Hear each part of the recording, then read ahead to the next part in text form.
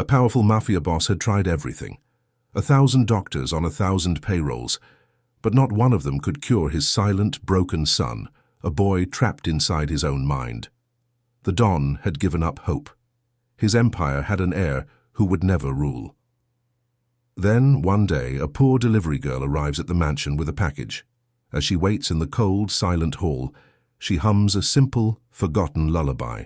And upstairs, in his darkened room, the boy who has been a living statue for years suddenly opens his eyes. He sits bolt upright in his bed.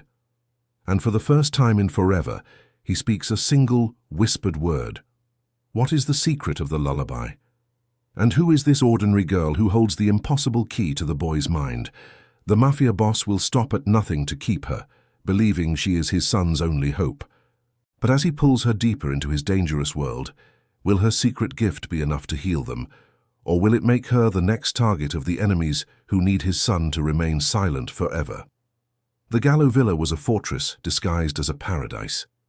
It was a stunning, brutalist masterpiece of concrete and glass, carved into the cliffs of Cabo Frio, its vast windows staring out at the impossibly blue Atlantic. Outside, on this brilliant late spring afternoon, the world was a riot of life. The crash of waves on white sand, the cry of gulls, the vibrant, irrepressible green of the foliage clinging to the rocks. Inside, however, was a different world. The vibrant sound of the ocean was shut out by thick, soundproof glass, replaced by a deep, cold and oppressive silence. The decor was minimalist, expensive, and impersonal. The only sound was the faint, rhythmic beep of medical equipment echoing from down a long marble hall. In a dark, cavernous office, Don Lorenzo Gallo conducted his business, his voice a low, menacing growl. He was a man in his late 40s, his handsome face etched with the hard lines of power and a deep, abiding grief. On his desk sat a single framed photograph of a beautiful woman and a small, smiling boy, a relic from another life. Upstairs, in a room that was less a child's bedroom and more a private hospital suite, his son Alessandro lay in bed. A uniformed nurse silently checked the readings on a bank of monitors. Alessandro, a boy of 12, stared at the ceiling, his dark, beautiful eyes open but vacant. He was a living statue, trapped in a prison of his own mind for 3 long years. Lorenzo entered the room. The hard, powerful mask of the Don dissolved, replaced by the raw, helpless pain of a father. He sat on the edge of his son's bed and took the boy's limp, unresponsive hand. "Alessandro," he whispered, his voice thick with a sorrow that was his constant companion. "It's Papa. I'm here." There was no response, no flicker of recognition. The silence was his constant, tormenting companion. He squeezed the boy's hand, a single hot tear of frustration and despair rolling down his cheek. He quickly wiped it away, stood up, the Don's cold mask slipping back into place, and left the room. Miles away from the cold, silent opulence of the cliffside villa, in the vibrant, noisy heart of the city, Sophia Rossi zipped through traffic on her small delivery scooter. The streets buzzed with the sounds of life, vendors shouting, mopeds buzzing, samba music playing from an open window. Sophia was in her early 20s, her face often smudged with city grime, but her eyes always kind and full of a resilient energy. She was not beaten down by her world, she was a part of its vibrant rhythm. On her route, she delivered a box of groceries to an elderly woman and was rewarded with a warm smile and a piece of sweet candy, which she accepted with a grateful laugh. She bought a cheap, delicious pastel from a street cart, exchanging a friendly, familiar joke with the vendor. As she waited at a long traffic light, the hot spring sun beating down, she began to hum. It was a quiet, simple and slightly melancholy tune, an old folk lullaby her grandmother used to sing to her. It was a habit, a small unconscious comfort she carried with her throughout her busy day, a private piece of music in a loud world. Back at the dispatch office, she picked up her last delivery of the day. It was a small, important-looking and securely sealed package. She looked at the address on the slip, her eyes widening slightly. The Gallo Villa, the fortress on the cliffs. Her ordinary, sun-drenched world was about to collide with their cold, silent and dangerous one. The ride to the cliffs was like a journey to another planet, Sophia's small scooter climbed the winding private road, leaving the noisy, vibrant energy of the city far below. The air grew cleaner, scented with salt and the sweet perfume of spring blossoms from the magnificent gardens of the unseen estates. Finally, she arrived at a set of imposing 20-foot-high steel gates.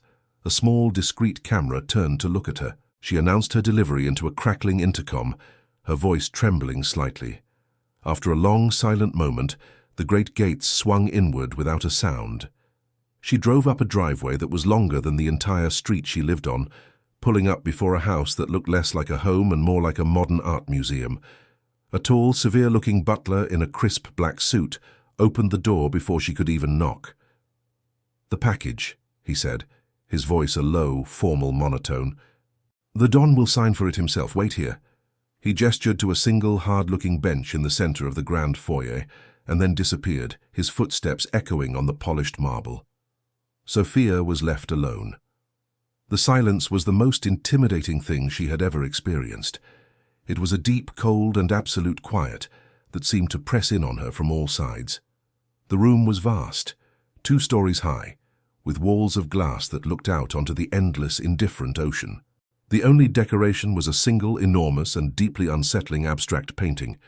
She sat on the edge of the bench, clutching the small package in her lap like a shield, feeling smaller and more out of her element than she had ever felt in her life. 1 minute passed, then 2, then 5. The silence stretched, and with every passing second, Sophia's nervousness grew. To calm her own racing heart, she did the one thing she always did when she was anxious or alone. She began to hum. It was barely a sound at first, a quiet breath of a tune more felt than heard. It was the old, simple, and slightly melancholy lullaby her grandmother had always sung, a melody so deeply ingrained in her it was a part of her own heartbeat. As she sat there, lost in her own small island of sound, the humming grew a little stronger, though it was still just a soft, gentle murmur. The simple folk melody was a stark, living contrast to the cold, hard, and silent geometry of the room. But in the tomb-like acoustics of the mansion, the small sound traveled. It drifted up from the marble floor, rising with the warm air toward the high ceiling. It climbed the magnificent, floating staircase, a single, hopeful thread of music in the oppressive quiet. It whispered its way down the long, silent hallway of the second floor. It slipped under the door of Alessandro's room. Inside, the boy was lying in his bed, his eyes open and vacant, staring at the ceiling as a nurse silently adjusted the drip on his IV stand. He was a living statue, as still and as silent as the house he inhabited. The nurse, focused on her task, didn't notice the faint melodic notes that were now ghosting into the room, but Alessandro did.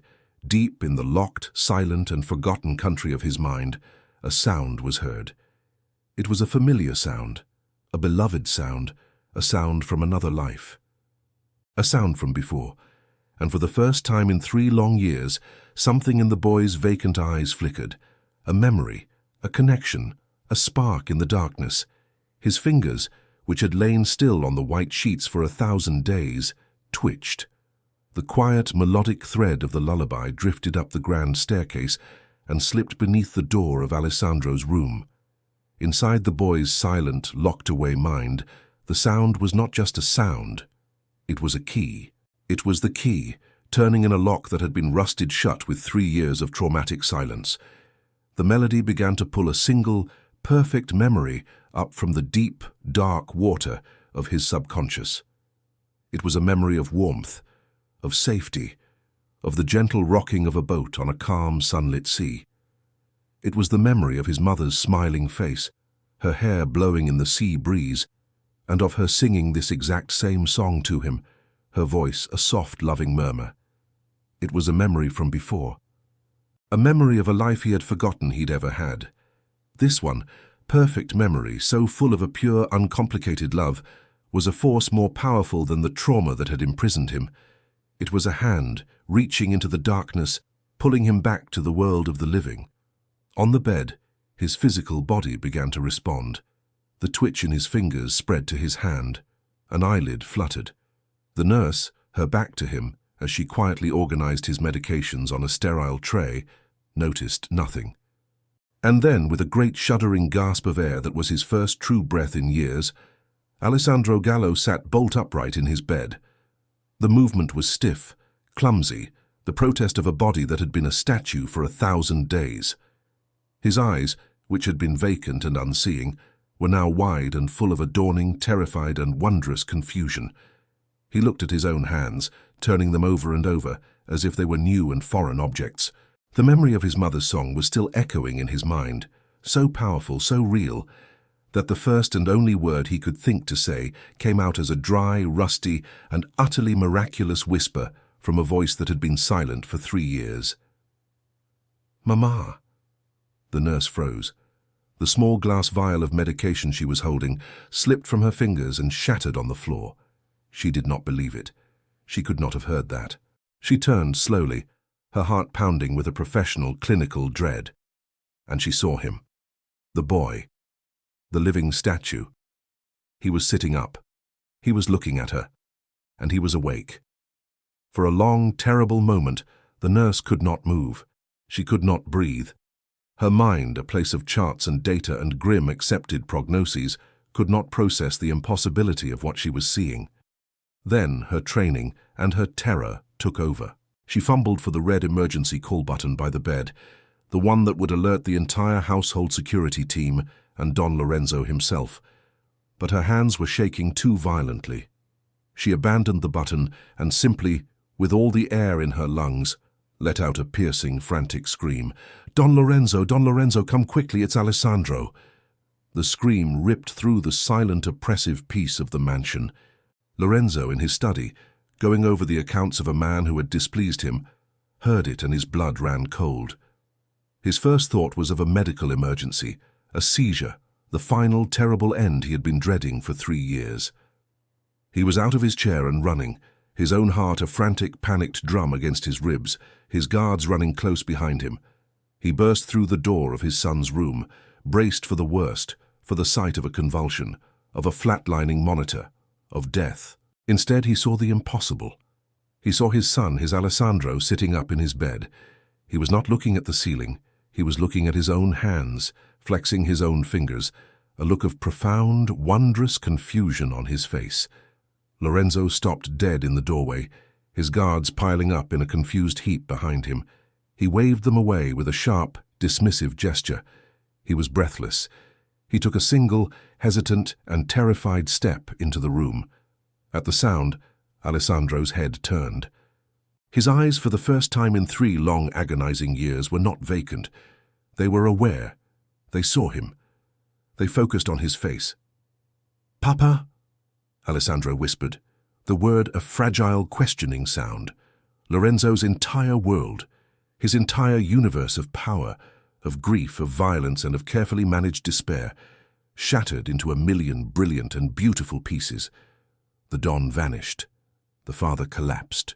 He fell to his knees at his son's bedside, a great tearing and uncontrollable sob ripping through him. He grabbed his son's hand, the one that had been limp and lifeless for so long, and he felt it for the first time weakly squeeze back. He buried his face in the sheets, his body racked with a joy so intense, so overwhelming, it was indistinguishable from pain.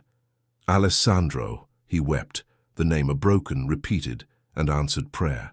"Oh God, Alessandro." In the grand silent foyer far below, the chaos of the scream and the running guards had passed.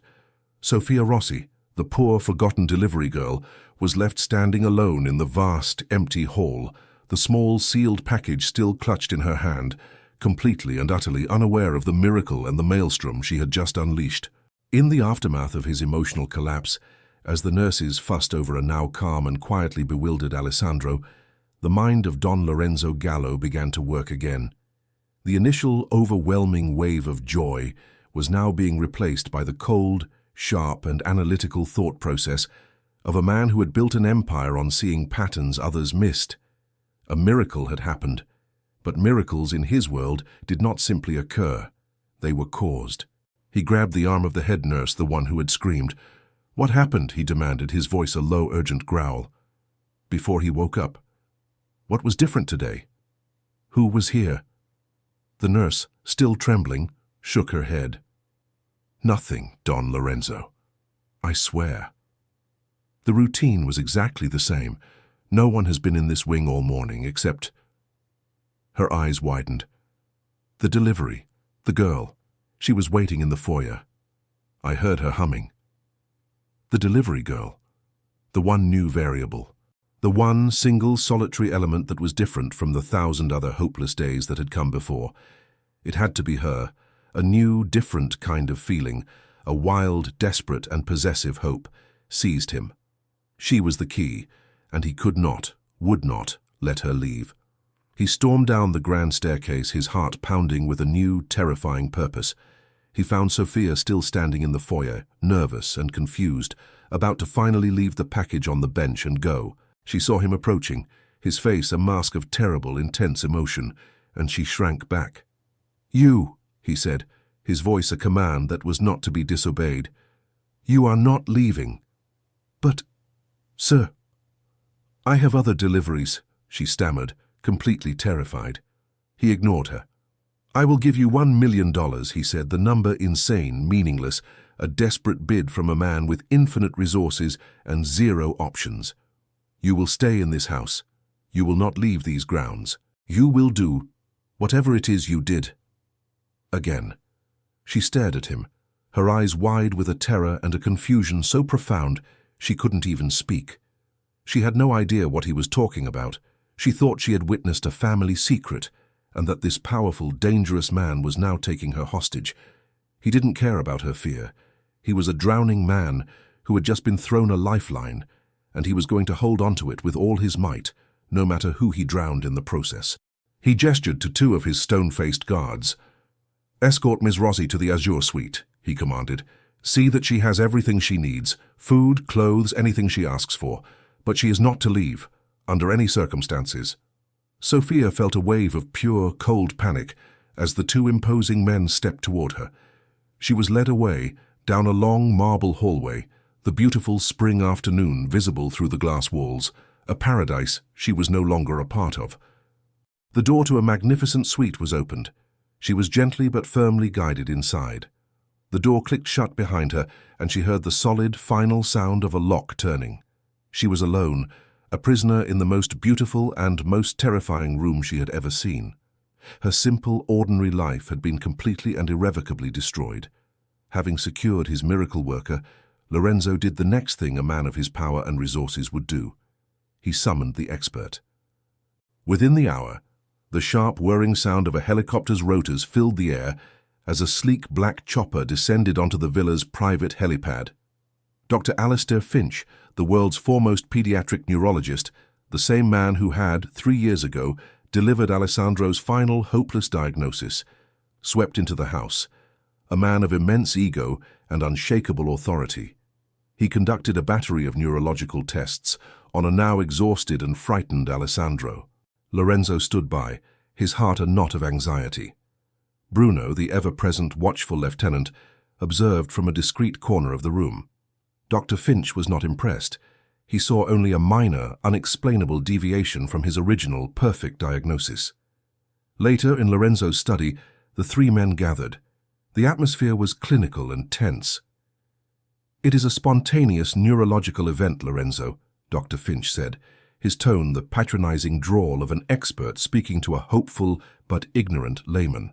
"A fluke, a 1 in a billion anomaly. It is not, I repeat, not a cure. The underlying cortical damage is unchanged." He leaned back in his chair. "This awakening is remarkable, yes, but it is likely temporary. I have seen such things before. The brain has echoes. They fade." Lorenzo's newfound hope began to shrink under the weight of the doctor's cold certainty. He then told him about the delivery girl, about the lullaby, about the impossible timing of it all. "Doctor." Finch actually scoffed, a short, insulting and patronizing sound. "A lullaby? My dear Lorenzo, you are a brilliant man, but your grief is making you superstitious. You are grasping at straws. It is a coincidence, a meaningless one." He leaned forward, his expression now one of grave professional warning. "To place your hope in a delivery girl's humming is not only unscientific, it is cruel to your son. You are setting him up for a devastating fall when this episode inevitably fades. You must not entertain these fantasies. Bruno, who had been silent until now, finally made his move, siding with the voice of reason and power. "The doctor is right, Don Lorenzo," he said, his voice full of a feigned, loyal concern. "It is a dangerous distraction. We do not know who this girl is. We have no information on her. To give a complete stranger this much influence, to keep her here against her will, it is a risk, a security risk." After they had gone, Lorenzo was left alone in the silent study, the words of the two men he trusted most in the world echoing in his ears. He was once again at war with himself. In a room upstairs was the living, breathing, and speaking proof of a miracle. But the united, powerful front of established science and trusted loyalty were both telling him that the miracle was a lie, a dangerous fantasy. He looked at his security monitor. One screen showed Sophia, curled up in an armchair in her luxurious prison, her face a picture of fear and confusion. Another showed Alessandro's room, where his son was now awake, and also completely, terribly, alone. The battle lines had been drawn. It was the fragile, inexplicable hope represented by Sophia against the cold, hard certainty of his entire world, and Don Lorenzo Gallo was caught directly and painfully in the middle. The days following Dr. Finch's visit were a descent back into a cold, quiet hell. Adhering to the doctor's stern warnings, Antonio had instructed the staff that Sophia was to act only as a passive observer. Her treatments were forbidden. The lullaby was silenced, and as the silence returned, the light in Alessandro began to fade. He retreated, the spark of life that had so miraculously ignited now starved of oxygen. He was becoming a living statue once more. Antonio watched, and his heart was torn to shreds. He was caught in a tug-of-war between the world's most respected medical expert and the undeniable evidence of his own son's decline. After 3 days of this suffocating regression, he could bear it no longer. He went to the Azure suite himself. He found Sophia sitting by the window, a lonely, captive figure. "I was wrong," he said, the words a raw, desperate admission. "To listen to them. He's disappearing again, Sophia. I don't know what you did. I don't know how you do it. But please," he begged, his voice breaking, "go to him, sing to him, do whatever it is you do. I don't care what the doctor says anymore." He had made his choice. He was choosing hope. Sophia found Alessandro in his room, staring blankly at the ceiling. She sat in the chair beside his bed, and softly, her voice a trembling prayer, she began to hum the old, familiar lullaby. Slowly, like a flower turning toward a long-forgotten sun, the boy turned his head on the pillow, his vacant eyes focused on her. The key still worked. The door was not yet fully closed. He was too weak, too far gone back into his shell to speak, but he lifted a shaky hand and pointed to the notepad and pen on his bedside table. She quickly brought them to him. With a trembling, labored effort, he wrote a single shaky word: "Scared." "I know, sweet boy," she whispered, her own heart aching for him. "But you're not alone. I'm right here." He wrote again: "Doctor, angry." "The doctor is gone," she said, her voice a firm, gentle promise. "He is not coming back. You are safe." A visible wave of relief passed through him. She began to sing the lullaby again, this time with the quiet, sad words about the lost sailor. As she sang, silent tears streamed down his pale cheeks. When she was finished, he took the pen one last time, his hand a little steadier now, and wrote 2 words: "My friend." She took his small, frail hand in hers, tears of her own now falling. "Yes," she whispered. "Always." In the dark security room deep in the heart of the villa, Antonio watched this entire, quiet, profound exchange on his monitor. He saw his son's fear, and he saw it soothed by this woman's gentle presence. He saw a conversation happening where there had only been silence. He heard her song, a simple melody that was a more powerful medicine than anything the world's finest doctors had to offer. The last of his doubt, the last vestige of the Don's cold, hard skepticism, was burned away by the undeniable, brilliant light of what he was witnessing. This was not a fluke. This was not a delusion. This was healing. The father had won. His trust in Sofia was now absolute, and he knew with a certainty that settled deep in his bones that he would follow this woman and the impossible hope she carried to the ends of the earth. The weeks that followed were a quiet revelation. With Antonio's full trust and support, the oppressive secrecy surrounding Alessandro's healing vanished. His son's world began to expand from the quiet sanctuary of his bedroom to the entire sun-drenched villa. The boy's progress, now nurtured in the open, accelerated. His whispered words grew more confident, and his use of sign language became a joyful, integral part of the household's daily life. Antonio's security room, once a dark chamber of suspicion, transformed into a private theater of miracles. He would sit there for hours, not as a spy, but as a silent, grateful audience, watching the daily, unfolding drama of his son's rebirth. He watched as Sofia patiently helped Alessandro with his schoolwork, her hands and voice a seamless bilingual bridge to his understanding. He watched as they sat on the veranda, and Alessandro for the first time read a book aloud to her, his voice hesitant but his spirit determined. One afternoon, he watched a scene that settled the last of the unrest in his own heart. Sofia and Alessandro were in the garden, planting a small vegetable patch. It was a normal, happy, messy activity. He watched his son, a boy who had been a living statue, now digging in the rich, dark earth, his face smudged with dirt and lit with a look of pure, uncomplicated joy. He saw the easy, affectionate way Sofia guided him, their shared laughter a quiet, beautiful music in the warm spring air. He realized he was not just grateful for what she was doing for his son. He was becoming utterly captivated by the woman she was, her patience, her quiet strength, her boundless capacity for creating joy out of the simplest things. The professional admiration he held for her was undeniably and beautifully blossoming into something far more personal. It was this very scene that his lieutenant, Bruno, saw when he arrived at the villa for his weekly meeting. As he walked up the stone path, he saw them in the garden. Antonio had now joined them, and the three of them were laughing together as they watered the newly planted seeds. Bruno stopped in the shadows, and he analyzed the scene with the cold, detached precision of a predator. He did not see a healing family. He saw a catastrophic disruption to the natural order of his world. He saw his Don, the ruthless, untouchable leader he had served for 20 years, looking soft, distracted, and disgustingly domestic.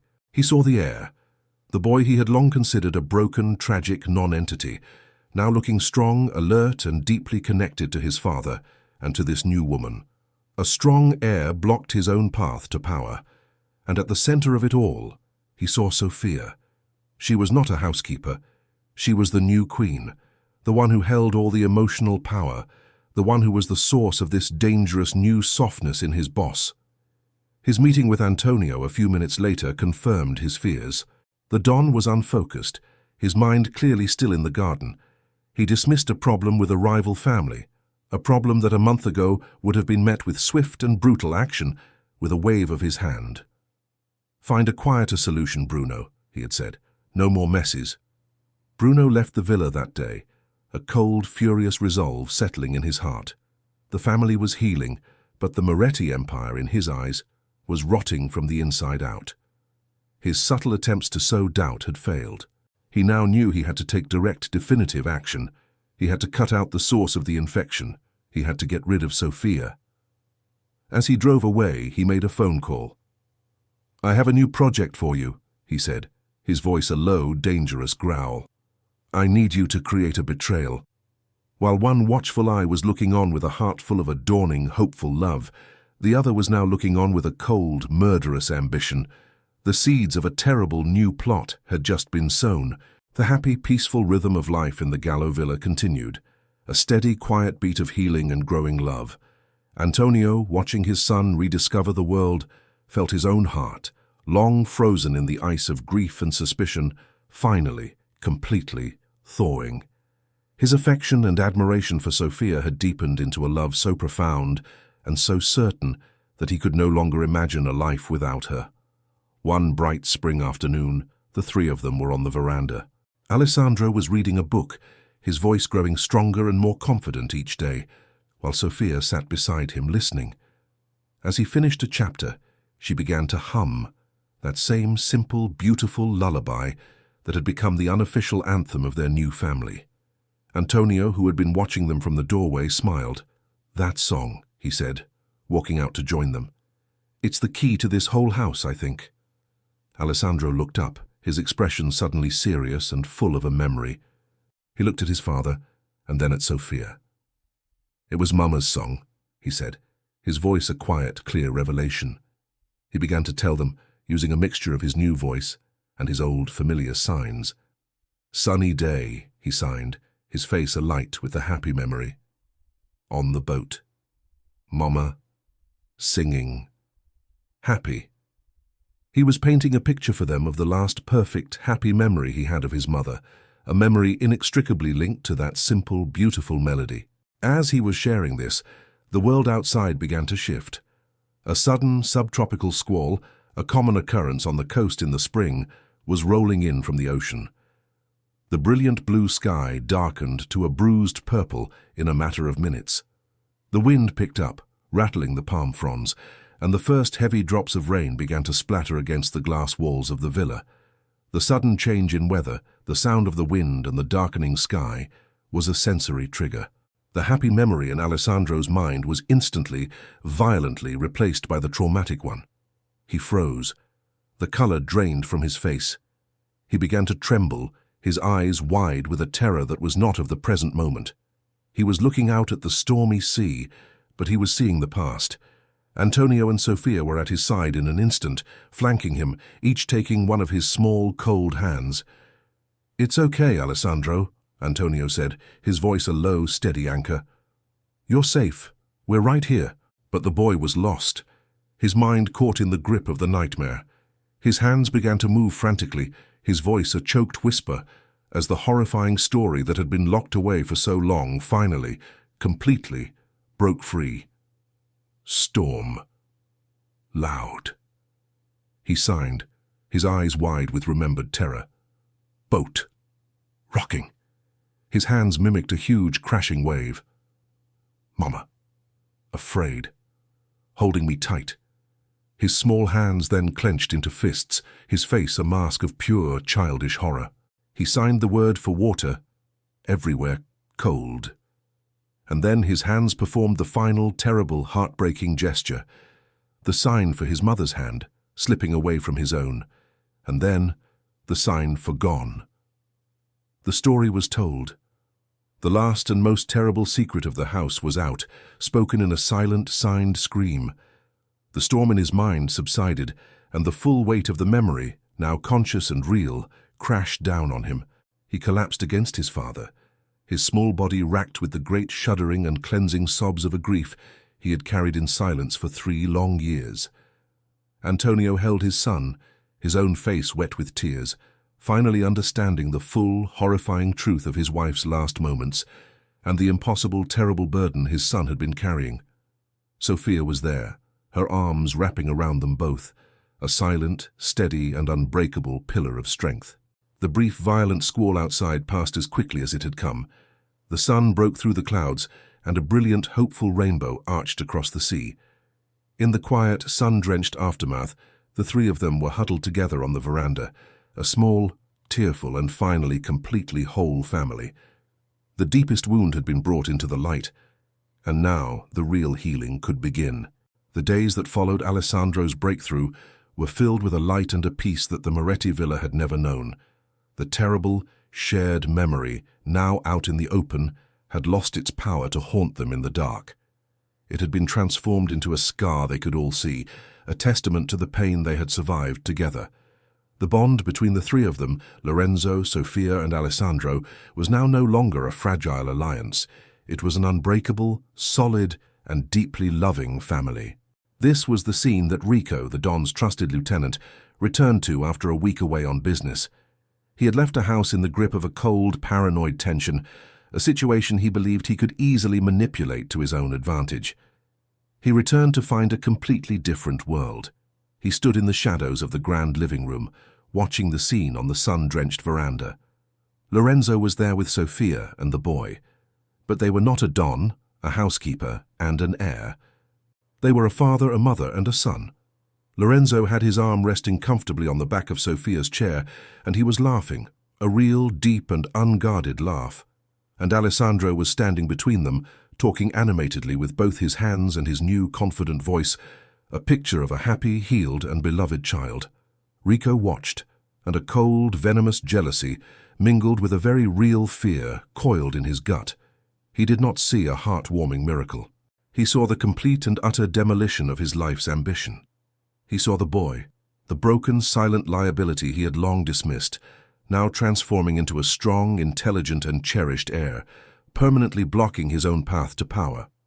He saw his boss, the cold, ruthless Don he had spent 20 years serving and molding, becoming a soft, happy and distracted family man, and at the center of it all, he saw her, the delivery girl, the quiet, unassuming woman who had, with some kind of inexplicable magic, completely conquered the Moretti kingdom. He understood in that moment that his subtle campaign of whispers and manufactured suspicion was over. Lorenzo was beyond his reach now, lost in a fog of love and paternal devotion. If he was going to remove this woman, this threat to his entire future, he could no longer rely on manipulation. He needed something brutal, something undeniable. He needed to create a betrayal so perfect and so absolute that it would force the Don to re-emerge from the sentimental ashes of the father and act according to the one unbreakable law of their world, loyalty above all else. He left the villa that day, his face a mask of cool, professional loyalty, his mind a cold, whirring machine of treachery. He stood by his car, looking back at the beautiful glass castle on the cliff. From the veranda, he could still hear the faint, distant sound of Alessandro's laughter. To him, it was not a sound of joy. It was the sound of his own defeat. A cold, determined and murderous resolve settled over him.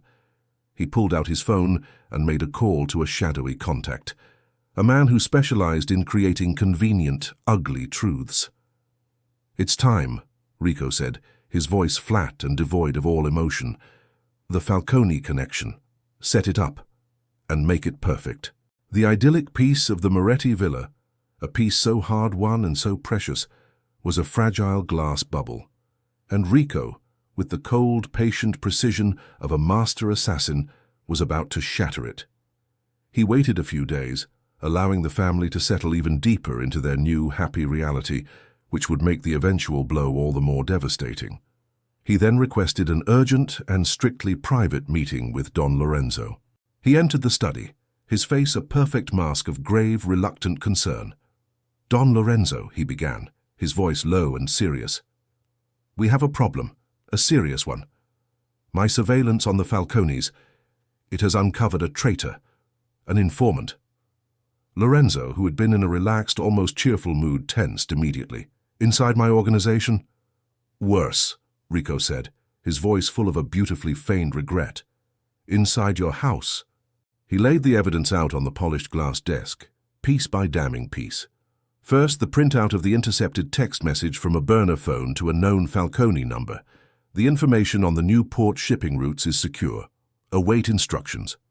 Next, he laid out the financial records of the anonymous offshore bank account, showing a recent, significant deposit from a Falcone source. And on top of it, the forged withdrawal slip, bearing a near-perfect copy of Sophia's signature. Finally, Rico played his final, most personal and most treacherous card. He took a deep breath, the picture of a loyal man forced to deliver heartbreaking news. "Don Lorenzo," he said, his voice full of pain. "I did not want to believe it. I had to see it for myself, so I followed her. Yesterday, when she was in the city." He paused, shaking his head as if in disbelief. "I saw her. She met with a man in a small, out-of-the-way cafe. It was Gianni Falcone, the nephew." The lie, so direct and so personally delivered by the man he had trusted for 20 years, was the final devastating blow. The evidence was perfect, an intercepted communication, a financial trail, and now unimpeachable eyewitness testimony from his most trusted lieutenant. It was a flawless, open and shut case of the deepest betrayal.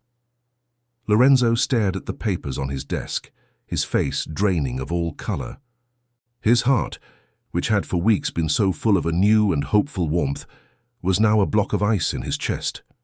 Every instinct he had ever learned, every brutal lesson from a lifetime of navigating a world of treachery, was screaming at him. He was a fool.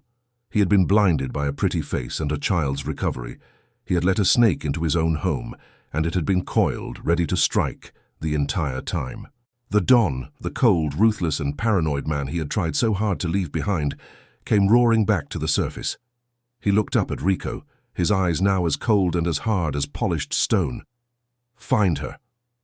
"She is in the garden with the boy, Don Lorenzo," Rico said, his heart soaring with a secret triumphant glee. He had won. Lorenzo stood and walked to the vast glass window of his study. He could see them, Sofia and Alessandro sitting on a bench in the brilliant spring sun, their heads bent together over a book, laughing. The image of their perfect, innocent happiness was now a grotesque, twisted mockery.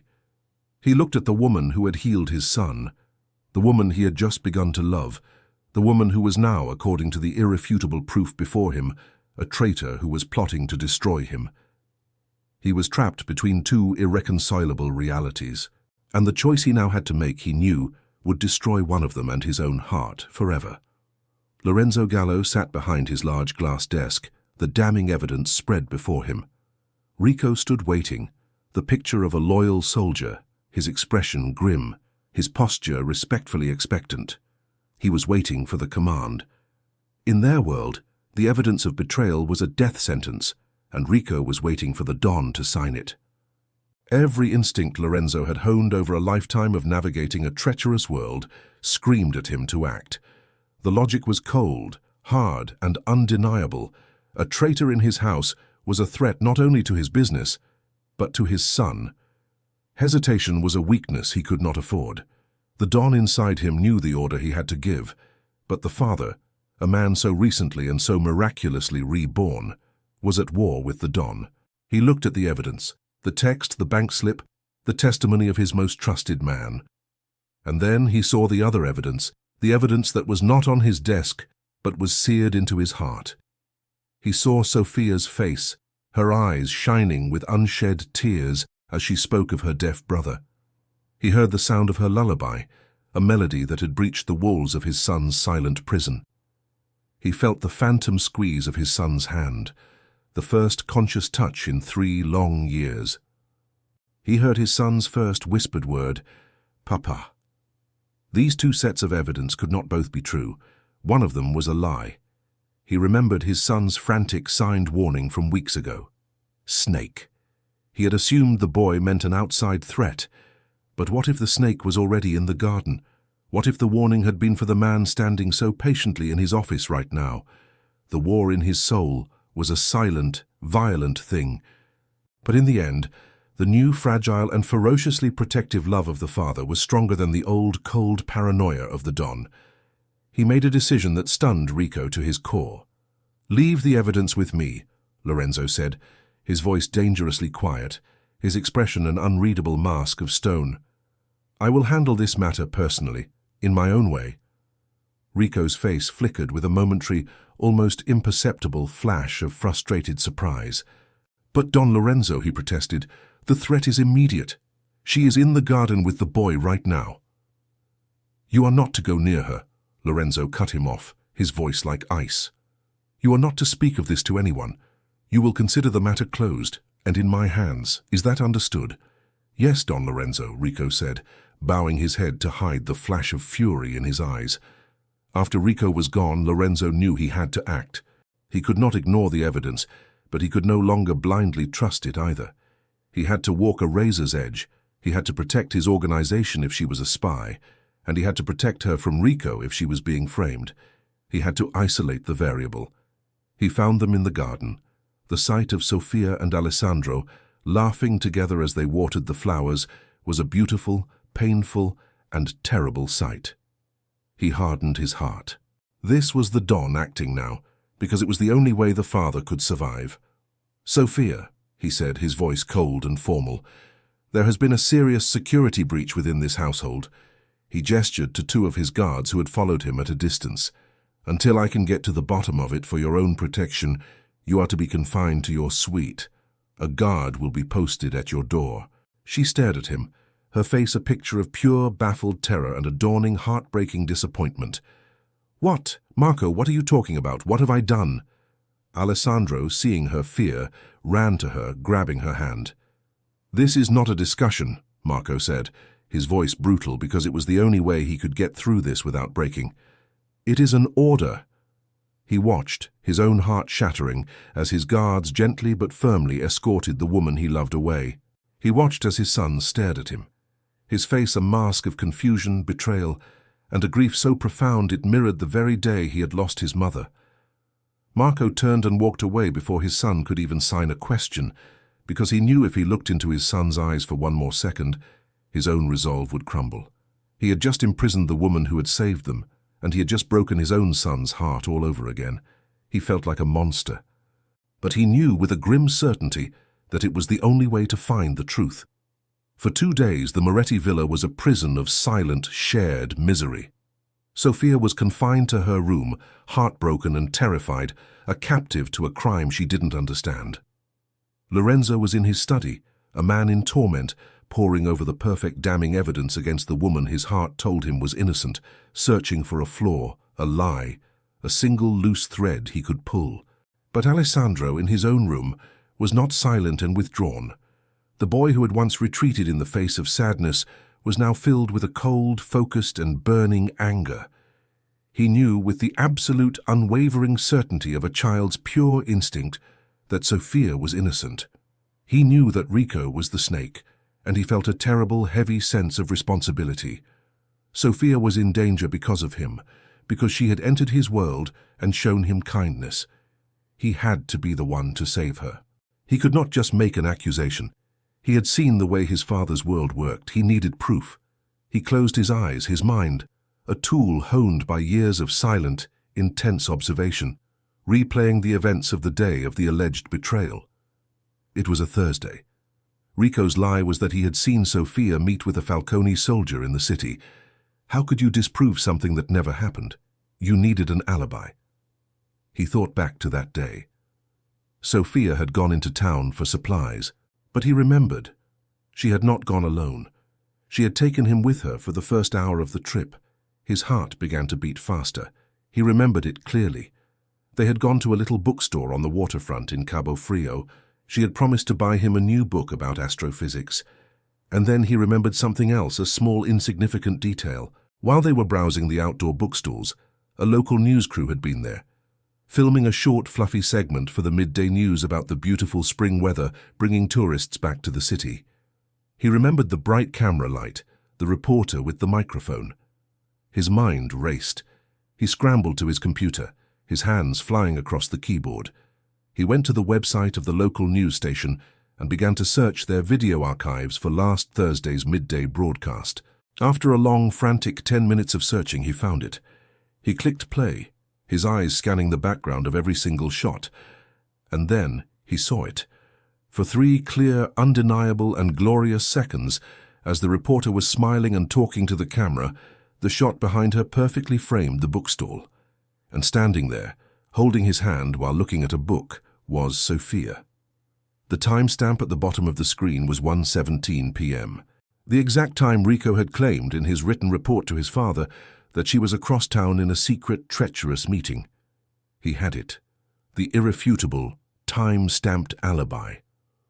Armed with his absolute proof, he saved the video clip to a USB stick and marched to his father's study.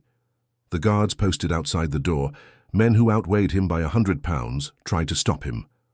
"Your father is not to be disturbed, young master." But Alessandro was no longer a boy to be managed. He pushed past them with a new furious strength.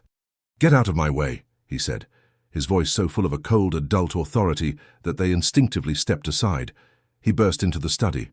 Lorenzo looked up, his face pale and exhausted. Alessandro did not speak. He did not sign. He walked directly to his father's large monitor, plugged in the USB stick and played the video clip. He pointed a small, trembling and triumphant finger at the screen. Had the image of him and Sophia, together, happy and completely, provably innocent. Then he looked his father directly in the eye, his own small face a mask of righteous, powerful fury. "You," he said, his voice clear and strong and ringing with the unimpeachable truth, were wrong. Lorenzo stared at the screen, at the simple, digital, and irrefutable proof of Sophia's innocence, and therefore of Rico's monstrous, calculated betrayal. The entire, perfect lie was exposed. The house of cards had come crashing down, and it had been his own son, the silent prince, who had become the investigator, the witness, and the prosecutor. He looked at the boy, this brilliant, brave young man, who had just used his mind and his voice to save the woman they both loved. A new, powerful, and profound respect, a love deeper than he had ever known, washed over him. The Don's doubt was finally, completely, and irrevocably obliterated. Marco looked at the frozen image on the screen. Sophia and his son together, happy and innocent, their alibi captured on video for the world to see. The rage he felt was a cold, precise, and absolute thing. It was the fury of a king who discovers his most trusted advisor is a traitor. First, however, he turned to the hero of the hour. He pulled Alessandro into a fierce, proud hug, kissing the top of his son's head. "Thank you, Alessandro," he said, his voice thick with a raw emotion. "You saved us. You are the true strength of this family." He looked his son in the eyes. "Go to your room now. Stay with your governess. I promise I will fix everything." After Alessandro had gone, Marco sat at his desk, composing himself, the cold mask of the Don settling perfectly into place. He picked up the phone. His voice was calm and lethal. "Get me Rico," he commanded his head of security. "Tell him I have made my decision about the informant. Tell him to meet me in the study." "Immediately!" Rico entered the study minutes later, his face a perfect mask of loyal concern. He saw the cold, hard expression on his boss's face and assumed the inevitable, brutal decision had been made regarding the woman. He believed he had won. "Close the door, Rico," Marco said, his voice a low, quiet rumble. Rico did as he was told. He stood before the large glass desk, ready. Marco poured 2 glasses of scotch. He pushed one across the polished surface toward his second-in-command. "You were right to be suspicious, Rico," Marco began, his voice deceptively calm. "There was a traitor in this house. The evidence you brought me was very compelling." A small, triumphant smile touched Rico's lips. "I only serve to protect the family, Don Marco." "Of course," Marco said, taking a slow sip of his scotch. "The problem with perfect evidence, however, is that it relies on a perfect timeline. And your timeline," he finished, his voice dropping a little lower, a little colder, "had a flaw." With a slow, deliberate movement, Marco turned the large monitor on his desk to face his second-in-command. He pressed play. The news clip began to run. The sunny day, the happy tourists, and in the background for 3 glorious, damning seconds, the clear image of Sophia and Alessandro at the bookstall, time-stamped and undeniable. The color drained from Rico's face. His confident smirk vanished. He stared at the screen, at the ghost in his machine, at the simple, irrefutable proof of his own treachery. He was speechless. "My son is a very observant boy," Marco said, the words a final, damning judgment. "He remembers things, timelines, locations. He remembered you in the kitchen with her bag before she left. He found the proof that your story was a lie. A child, Rico. The child you dismissed as a broken toy. He was the one who saw the snake in my house." Trapped and exposed, Rico's fear and desperation finally boiled over into a raw, ugly stream of truth. "You were becoming weak," he spat, his voice a venomous hiss. "That woman, that boy, they were making you soft. I did it for the family, to protect the empire from your sentimentality." Marco listened to the treacherous, self-serving confession without a single flicker of emotion on his face. When Rico was finished, Marco's judgment was swift, cold, and absolute. "You are a snake, Rico," he said, his voice a whisper, "and I have no room for snakes in my garden." He pressed a small, discreet button under his desk. "You will leave this house. You will leave this city. You will leave this country. Your name, from this moment on, is a whisper of the past. If I ever see your face or hear your name in my territory again, I will not be so merciful." The study doors opened, and two of Marco's most loyal guards stepped inside. They flanked a pale, trembling, and utterly defeated Rico. "Get him out of my sight," Marco commanded. Rico was escorted from the room and from the Moretti Empire, forever. The serpent had been removed. Marco was left alone in the silent study. He felt no triumph, only the grim, cold satisfaction of a necessary execution. He had purged the poison from his house. Now, his final and most important task remained. He had to go to Sofia and set her free. After the traitor had been purged from his house, a profound quiet settled over Marco's study. The grim, cold satisfaction of justice was quickly replaced by a far more difficult and pressing emotion, a deep and profound shame. He had dealt with the snake in his garden, but not before he had allowed its venom to poison the one truly innocent person in his home.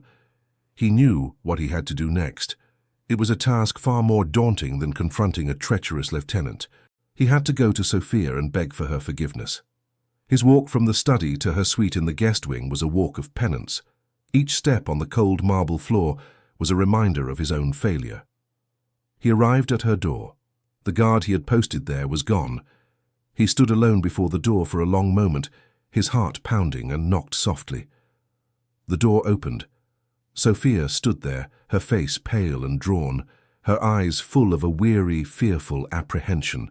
She had been a prisoner for days, and she did not know if he had come as her judge or her executioner. The sight of her, so full of a quiet grace even in her fear, was a fresh stab of guilt in his heart. He did not try to command or explain. He began with the only words that mattered. "Sofia," he said, his voice rough with an emotion he did not try to hide. "I am so sorry." "Marco, what is happening?" she whispered, her voice trembling. "May I come in?" he asked, a supplicant at her door. She stepped back, and he entered the beautiful room that had been her prison. He sat, not in the imposing armchair, but on the small, simple ottoman, a deliberate act of humility. And then he told her everything. He told her about Rico's perfectly constructed lies, the burner phone, the forged financial trail, the false eyewitness account. He explained the brutal, unforgiving rules of his world and the terrible, impossible choice he had been faced with. And then, his voice softening with a father's infinite, overflowing pride, he told her how Alessandro had become her champion. He described the timeline on the whiteboard, the drawing of the snake, and the irrefutable, time-stamped alibi her small, silent student had discovered to save her. As she listened, the fear in her eyes melted away, replaced by a wave of complex emotions: shock at the depth of Rico's betrayal, a profound relief at her own vindication, and an overwhelming, fierce love for the little boy who had become her hero. "He saved you," Marco finished, his voice a quiet murmur. "And in doing so, he saved me from making the biggest mistake of my life." The full, ugly truth was finally out in the open. The air in the room, which had been thick with fear and suspicion, was now clear. Sofia looked at him, at the genuine, gut-wrenching remorse on his face, and the last of her fear dissolved. "And Alessandro?" she whispered, her first thought for the boy. A real, true, and unburdened smile finally broke through Marco's grim expression. "Alessandro is downstairs," he said. "He is waiting for his friend." The final barrier between them had been demolished. The truth had set them both free. Sofia looked at him, her mind still reeling from the story of Rico's betrayal and Alessandro's brilliant, brave defense. She took a step toward the door, her entire being yearning to see the little boy who had been her champion. "Alessandro," she whispered. "He's waiting for you," Marco said. "But first," he added, his voice dropping to a low, serious tone, "there is one more thing I must say. One more truth." He walked to the window of the beautiful suite that had been her prison, looking out at the endless, sparkling blue of the ocean. "When I locked you in this room," he said, his voice raw with the memory of his own failure, "I told myself it was for your protection. That was a lie. It was to protect myself, to protect my world from a truth I was too much of a coward to face." He turned to her, and the full, unguarded vulnerability in his eyes made her heart ache. "The truth, Sofia, is that this house is not a home without you. My son is not whole without you, and I, he finished, his voice a near whisper. "Am not whole without you." He took a step closer, closing the distance between them. "I am not offering you your job back," he said, his gaze intense and full of a profound new emotion. "I am not asking you to be a housekeeper or a caregiver. I am asking you to share my life, to be a permanent, cherished, and essential part of our family, to be my partner in everything." The offer, so much bigger and more profound than a simple apology, hung in the sunlit air between them. The prison had become a sanctuary again, and now he was offering it to her as a home, as a life. She looked at him, at this powerful, dangerous, and now completely humbly open man. She thought of the lonely, silent boy who had become her friend, her student, and ultimately, her hero. She thought of the unexpected, undeniable, and magnetic connection she felt with the man standing before her. There was only one possible answer. "Yes," she whispered, a tear of pure, cathartic relief finally rolling down her cheek. "Yes, Marco. I'll stay." He let out a breath he didn't realize he had been holding. He did not kiss her. Instead, he simply, reverently, took her hand. "Come on," he said. "Our son is waiting." They walked out of the suite together, hand in hand, a silent, powerful declaration to the entire household. As they reached the top of the grand staircase, they saw him. Alessandro was at the bottom, waiting, his small face a mask of anxious hope. The moment he saw them together, their hands intertwined, his face broke into a smile so brilliant and so full of pure, unadulterated relief that it was like the sun breaking through the clouds. He didn't wait. He ran up the stairs, his small legs carrying him with a speed and an urgency he had never shown before. He didn't stop until he had crashed into them, his arms wrapping around both of their waists in a fierce, tight hug. Marco knelt down, pulling Sophia with him, until the three of them were a single, tangled and tearful circle of a family, huddled together on the grand marble staircase. The war was over. The lies were gone. The family, torn apart by suspicion and betrayal, was finally, completely and triumphantly reunited. They stayed there for a long time, a tangled, tearful and triumphant knot of a family, huddled together on the grand marble staircase. The ghosts of the house, the suspicion, the fear, the betrayal, had all been vanquished, and in their place was a warmth and a light that felt absolutely, brilliantly real. Finally the embrace loosened, though they remained close, kneeling together in a small, tight circle of love. Marco looked at his son, at the brilliant, relieved smile on his face, and his own heart felt so full it was almost painful. He reached out and gently brushed a tear from Alessandro's cheek. The boy looked from his father's loving, tear-streaked face to Sophia's, whose own eyes were shining with a profound, happy relief. He felt an emotion so powerful, so immense, so full of a love and a joy he had never known before, that it was too big for his hands to hold. His entire being yearned to express it, to give it a sound. He looked directly at his father, his hero, the man who had faced down the snake in their garden and had brought his friend, his savior, back to him. His small mouth opened. A sound came out, rusty and quiet, the sound of a voice that had been sleeping for 5 long years. He took a breath, his small face a mask of pure, concentrated effort. And then the word, the first clear, strong and intentional word he had spoken since the day his mother died, broke free in a beautiful, breathtaking whisper that echoed in the silent marble hall. "Papa." The single, perfect syllable struck Marco with the force of a physical blow. He froze, his entire world, his entire universe, stopping on the axis of that one miraculous sound. He stared at his son, his ears ringing, certain he must have imagined it, that his own desperate heart had conjured a phantom. Alessandro, seeing his father's look of utter, stunned disbelief, broke into a brilliant, tearful and beautiful smile. He said it again, his voice a little stronger this time, a sound full of a life and a love that could not be denied. "Papa." Marco's carefully controlled composure, the iron will of the Don, completely and irrevocably shattered. A great, shuddering sob of pure cathartic joy tore from his chest. He reached out and pulled both Alessandro and Sophia back into a fierce, tight and weeping embrace. For a long, beautiful moment, the only sound in the vast, silent mansion was the sound of a father weeping with a happiness so profound, so complete and so hard-won that it was almost indistinguishable from pain. Later, the three of them sat together on the veranda, the warm, bright spring sun on their faces. The storm was over. The healing was complete. Alessandro was quiet, his natural state, but his silence was different now. It was no longer a locked room. It was a peaceful garden. It was a choice. Marco looked at his son. He looked at Sofia, his partner, his love. He realized that the confrontation with Rico, the reclaiming of his own home, that had all been about cleaning up the wreckage of the past. This moment, this was the true beginning of their future. He had thought Sofia's greatest gift to his family was the beautiful silent language of the hands. He understood now that her true gift had been infinitely greater. She had given his son back his voice, and in doing so, she had given him back his entire world. The day after Alessandro had spoken, the Moretti villa was filled with a giddy, fragile, and disbelieving joy.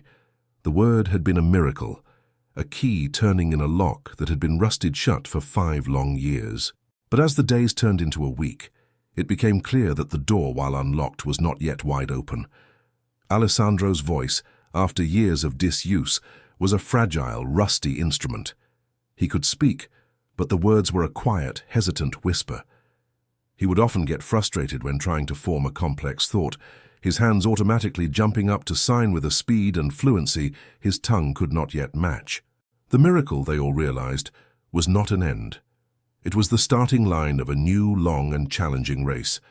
Marco, now a man who met challenges with hope instead of despair, got to work. He assembled a new team. He brought in the best, most compassionate pediatric speech therapist in Rio de Janeiro, a warm and brilliant woman who, to Marco's immense relief, was immediately respectful of Sofia's role and of the importance of sign language.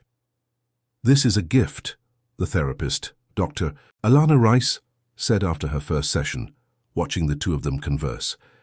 "He has a fully formed complex language center in his brain.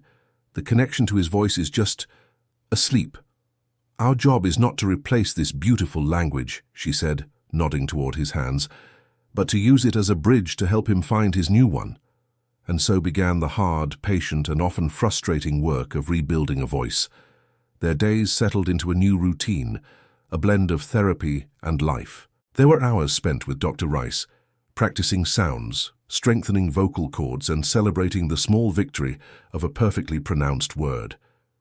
There were family dinners that became gentle, loving classrooms, where Marco and Sofia would both speak and sign the names of the foods they were eating, and Alessandro would do his best to echo them. There were moments of deep frustration, days when the words wouldn't come, when his old familiar silence felt safer, and he would revert to signing in a rush of angry, frustrated gestures. But on those days, Marco would sit with him, his own hands now steady and sure. "It's okay," he would sign, his voice a low, calming comfort. "Take your time. I am listening, no matter how you speak." The true breakthrough, the moment the hard work blossomed into effortless joy, came a few months later, on a beautiful spring afternoon. The three of them were on the veranda, looking out at the ocean. Alessandro, so excited to see a sailboat that looked just like the one he had drawn for his father, didn't even think to sign. A full, clear, and perfectly formed sentence came tumbling out in a rush of pure, unthinking excitement. "Look!" he cried, his voice ringing with a beautiful new music. "The sailboat. It's just like the one in my picture for Papa." He froze, his own eyes wide with the shock of what he had just done. Marco and Sofia stared at him for a moment, and then a wave of pure, overwhelming joy washed over them. It was his first, spontaneous, complex, and utterly perfect sentence. It was the culmination of months of tireless work, of 1,000 small, hard-won victories. Marco looked at Sofia, his partner in this incredible journey, his eyes full of a love and gratitude too deep for words. He realized that the first word, Papa, had been a gift for him, a moment of profound, personal healing. But this was different. This was the sound of his son's own joy, the sound of a boy, free from his silent prison, finally able to describe the beauty of the world around him. The healing was no longer just about reclaiming the past. It was now, finally, about embracing the beautiful, noisy, and wonderful future. As Alessandro's spoken voice grew stronger and more confident with each passing day, an interesting thing began to happen. He did not abandon the language of his hands. Instead, he wove it into his speech, using a sign to emphasize a word or to express an emotion that was too big for his new voice. Sign language was not a crutch he was leaving behind. It was a fundamental part of his identity, the language of his heart, the language he shared most deeply with Sofia. Marco, now a man who paid attention to the quiet nuances of his own home, saw this. He also saw the way his household staff, all of whom had grown to adore the new, happy version of the young master, would try to communicate with him. They would watch his hands with a well-meaning but complete incomprehension. A small, invisible wall still existed between Alessandro and the world, and Marco Moretti, the new man he had become, decided to tear that wall down. He called a formal meeting of the entire household staff. They gathered in the grand living room, their expressions a mixture of nervousness and curiosity. It was a rare and intimidating event. Marco stood before them, not as the intimidating Don of old, but as a proud and changed father. Sofia and Alessandro stood at his side, their presence a silent statement of unity. "My son has 2 languages," he announced, his voice clear and strong, ringing with a pride that was palpable. "The one of his voice, which all of you have had the joy of hearing again, and the one of his hands, which gave him a voice when he had none. Both are a part of who he is, and from this day forward," he declared, his gaze sweeping across the room, "both will be a part of this house." He let the words sink in.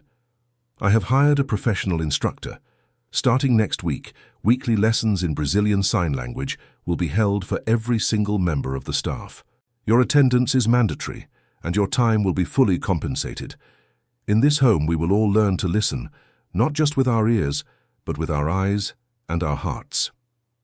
A wave of stunned silence, followed by a murmur of surprised, genuine approval, went through the room. The first lesson was a scene of beautiful, humorous chaos. The vast, formal dining room was transformed into a classroom.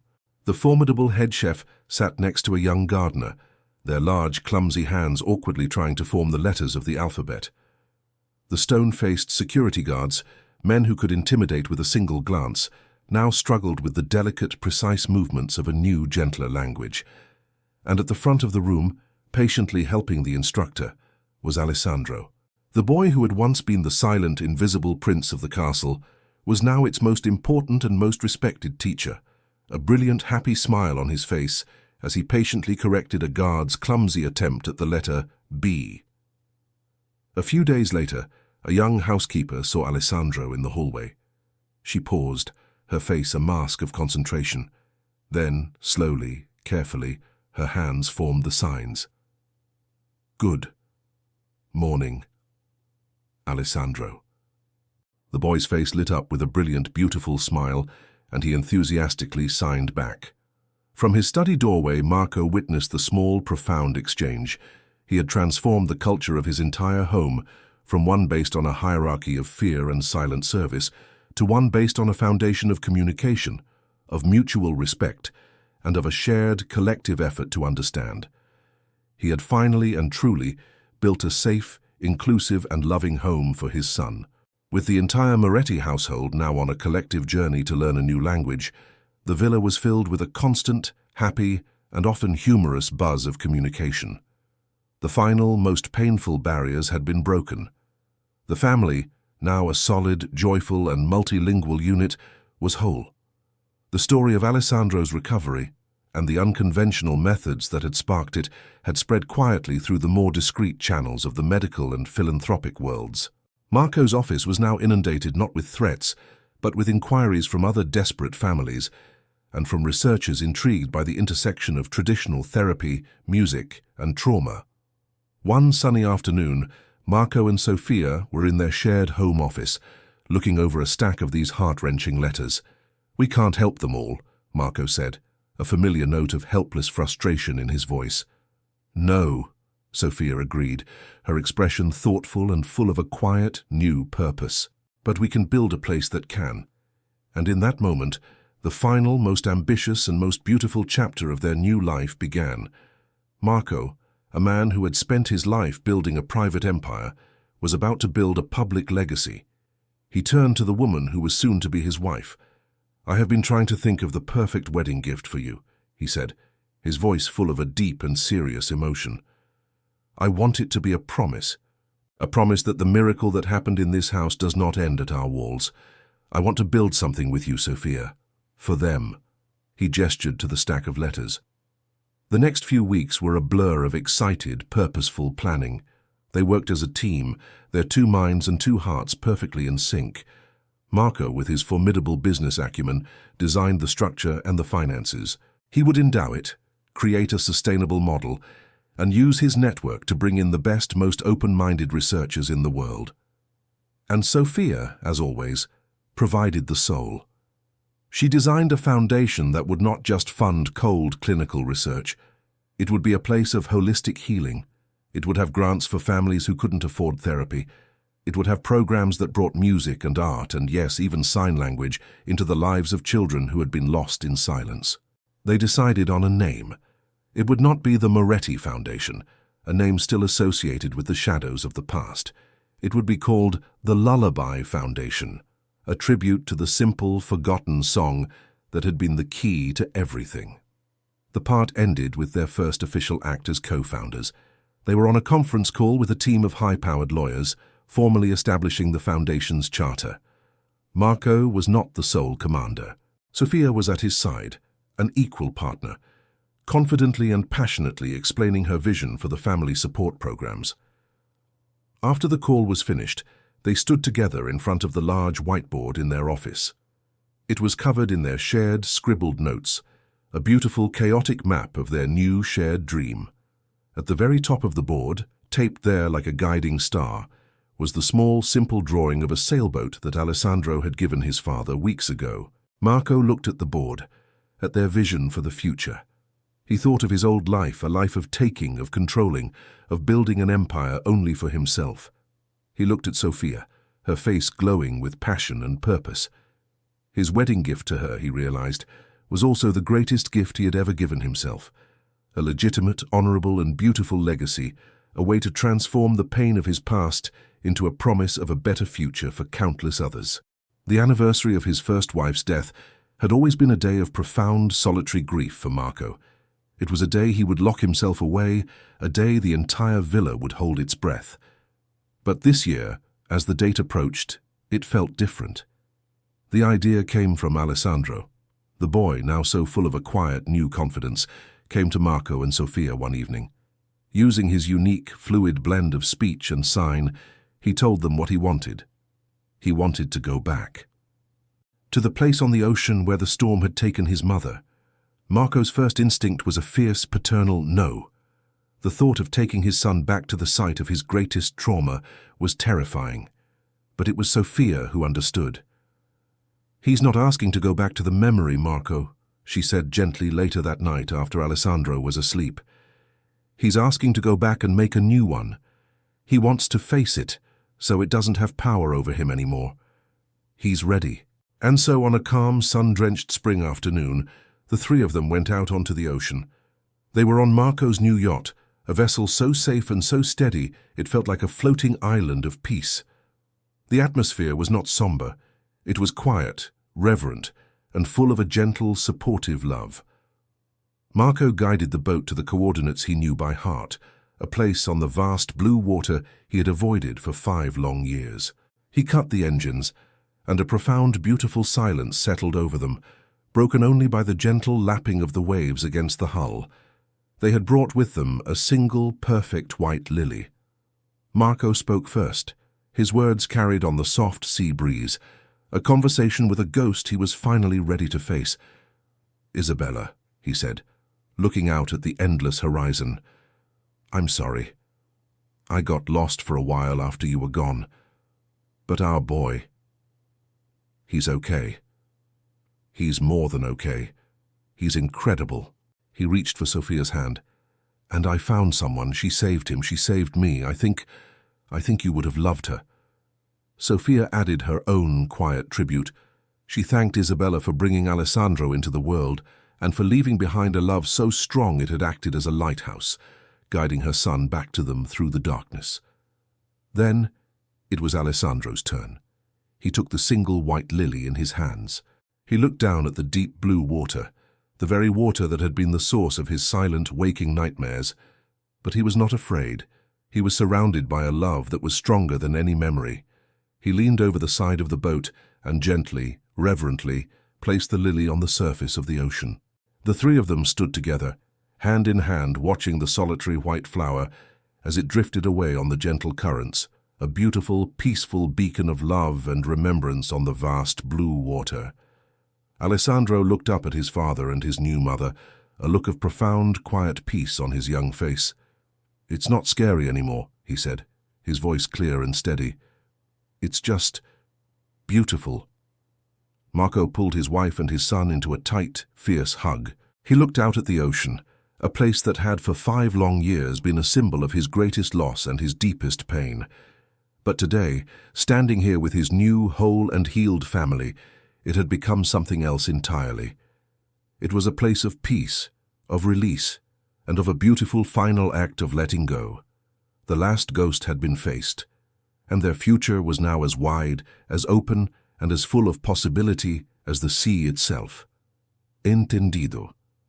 Esta é uma mudança significativa, e eu aceito o desafio. A partir de agora, cada capítulo terá aproximadamente 3.000 palavras. Isso nos permitirá mergulhar muito mais fundo nas cenas, nos pensamentos dos personagens e no mundo que estamos construindo. Isso retardará nosso ritmo geral, mas resultará em uma história muito mais rica e detalhada. The weeks following their pilgrimage to the sea were a season of profound and quiet integration. The last of the great sorrowful ghosts had been faced and gently laid to rest. What remained was the simple, beautiful, and sometimes challenging work of being a family. Alessandro, now free from the prison of his past, flourished. His voice, once a hesitant whisper, grew stronger and more confident with each passing day, weaving itself into the daily tapestry of the household. He and Marco developed a new, easy rapport, a bond built on shared jokes, late-night talks about the stars, and the simple, unspoken comfort of a father and son who had finally, truly found each other. Marco's love for Sophia, too, had deepened, settling from the wild, desperate gratitude of a rescue into the steady, comforting warmth of a lifelong partnership. He had found his center, a home for his heart. And yet, as he looked at the beautiful, peaceful life taking root within the glass walls of his villa, a new and unsettling dissonance began to grow within him.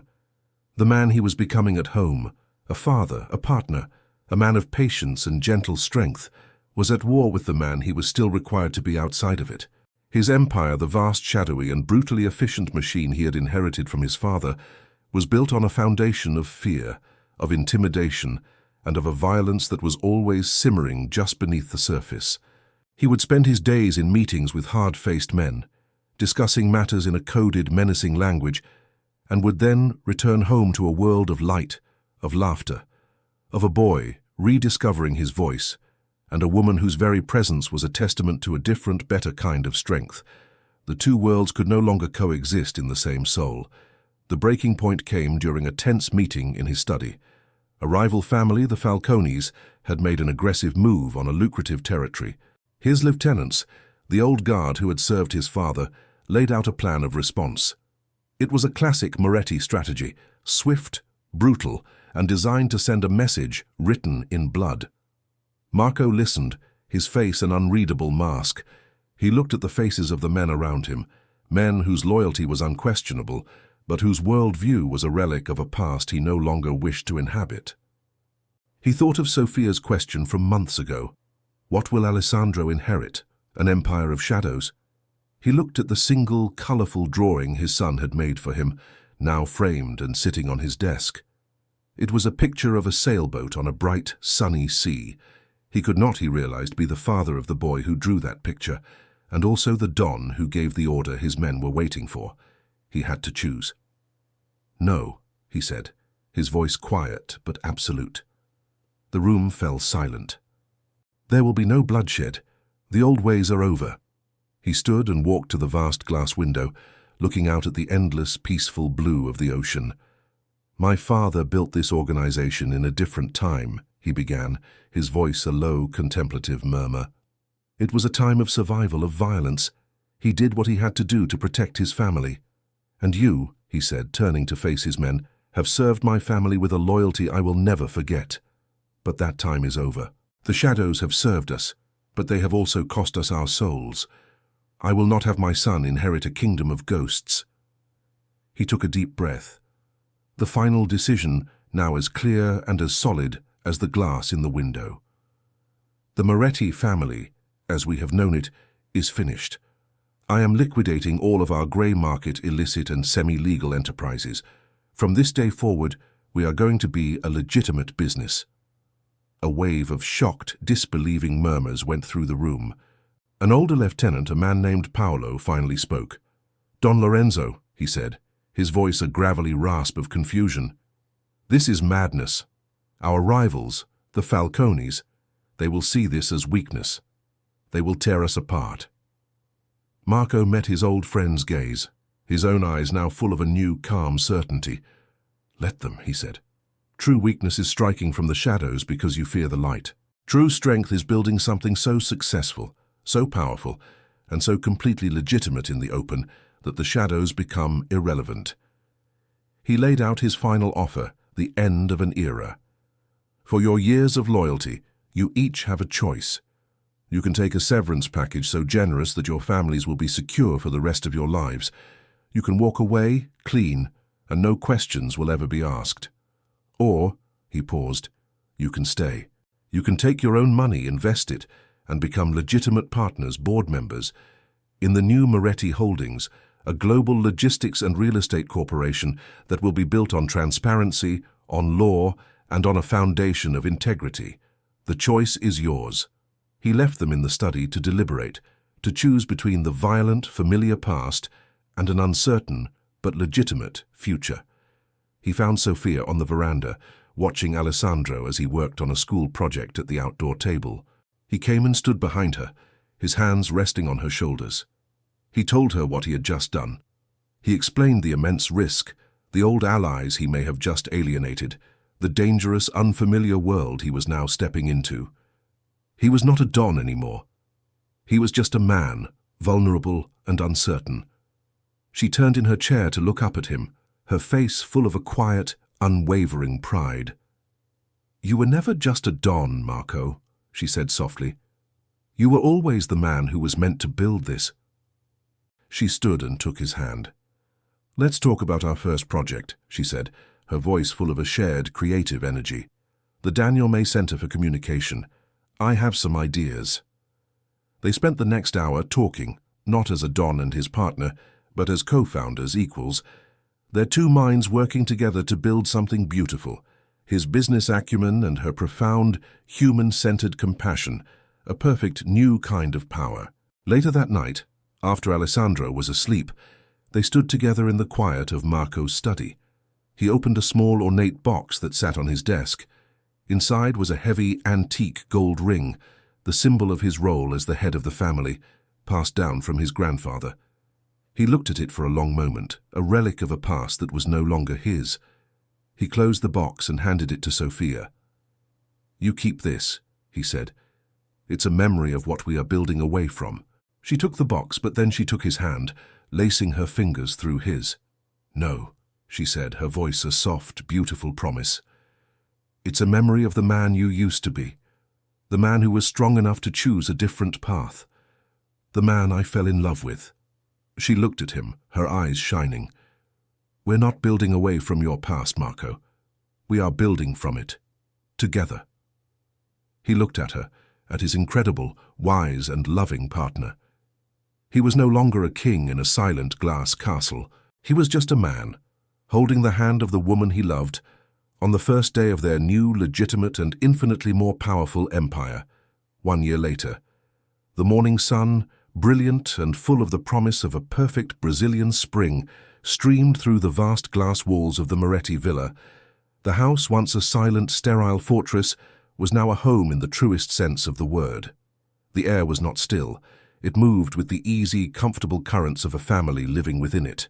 It smelled not of antiseptic and polish, but of strong coffee, and the sweet scent of the gardenias Sophia had insisted on planting along the veranda.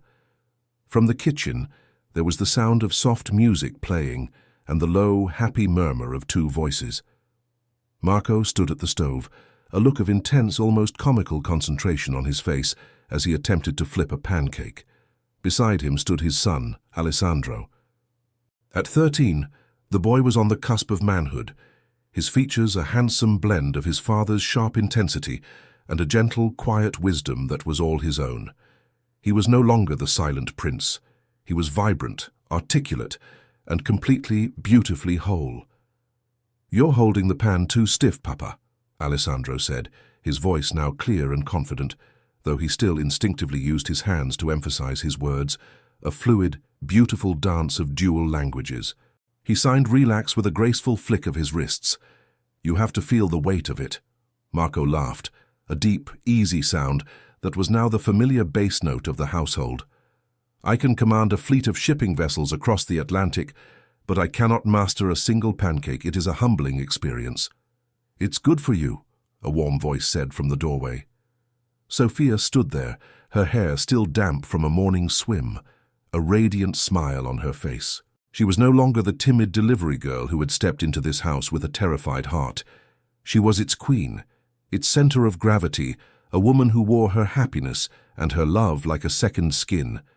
She came and wrapped her arms around her husband from behind, resting her chin on his shoulder. A little humility is good for the soul of a former Mafia boss.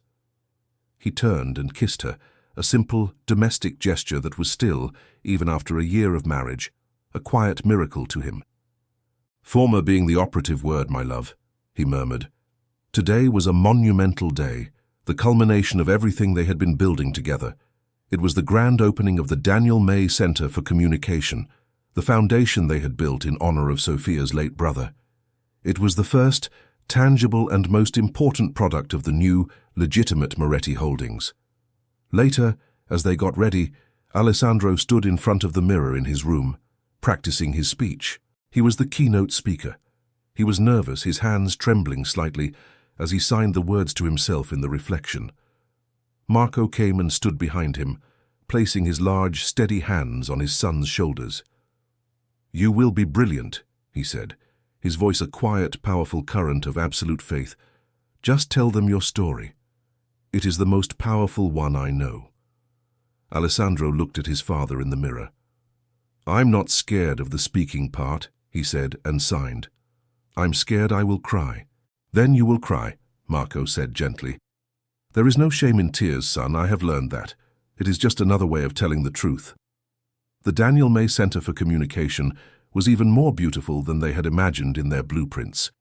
It was a low-slung, welcoming building of warm wood and glass, surrounded by a vibrant, interactive sensory garden that was already teeming with life. The opening ceremony was not a stuffy, black-tie affair.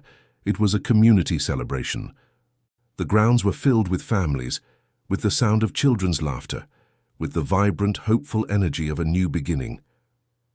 Marco saw the faces in the crowd, the few loyal, now legitimate lieutenants who had chosen to stay with him, their own children now playing on the lawn, the mayor, the families who would be the first to benefit from the center's services, and Sophia's parents, their faces a picture of pure, unadulterated pride.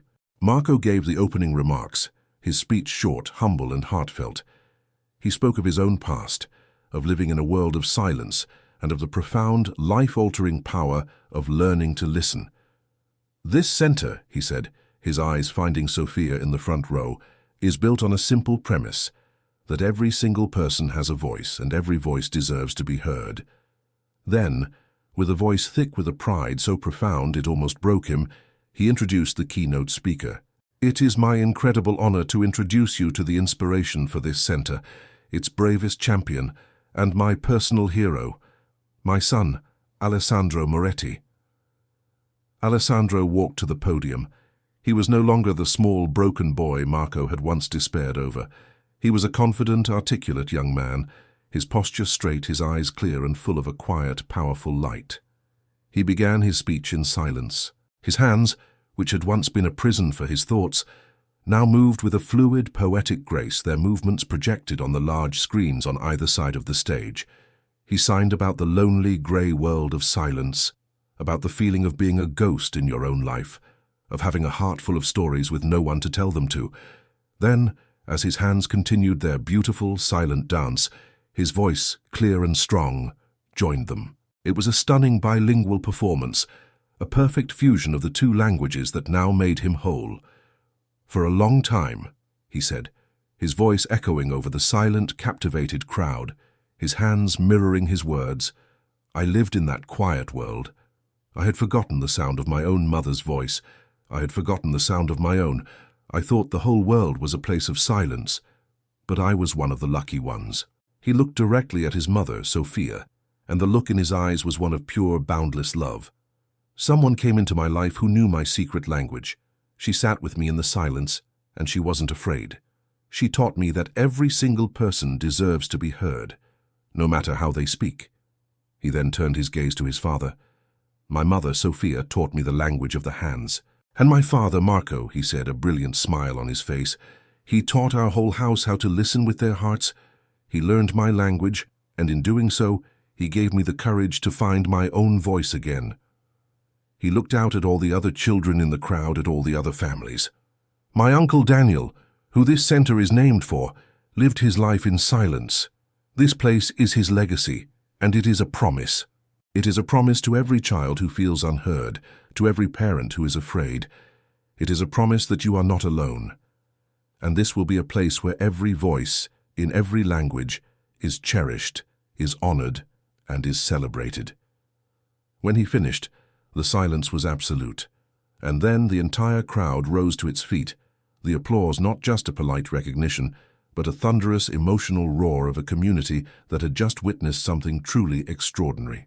Later, after the ceremony was over, and the sun was beginning to set, casting a warm golden glow over the celebration, the three of them stood on a small, quiet balcony of the new center, looking down at the joyful scene below. In the new garden, a teacher from the center was leading a group of both hearing and non-hearing children in a game, their hands and voices all mingling in a happy, chaotic, and beautiful new form of communication. "It's not a secret language anymore, is it?" Alessandro said, a quiet wonder in his voice. Sophia put her arm around his shoulders. "No, sweet boy," she said, her own heart full. "Now it's a gift." Marco looked at his son, this incredible, resilient young man who had transformed from a silent prince into a compassionate leader. He looked at his wife, the quiet, unassuming delivery girl who had, with her profound and unwavering love, completely and irrevocably redeemed his entire world. He thought back to the man he used to be, the cold, powerful, and desperately lonely Don, rattling around the empty rooms of his glass castle. He had believed true power was in being feared, in being obeyed, in the brutal enforcement of a silent, unquestioning loyalty. He knew now that he had been a fool. He realized with a clarity that was as bright and as beautiful as the setting sun, that true power was not in commanding silence. True power was in the quiet, patient, and revolutionary act of learning to listen. It was in the strength it took to change, the courage it took to love, and the grace it took to build a new, better world from the broken pieces of the old one.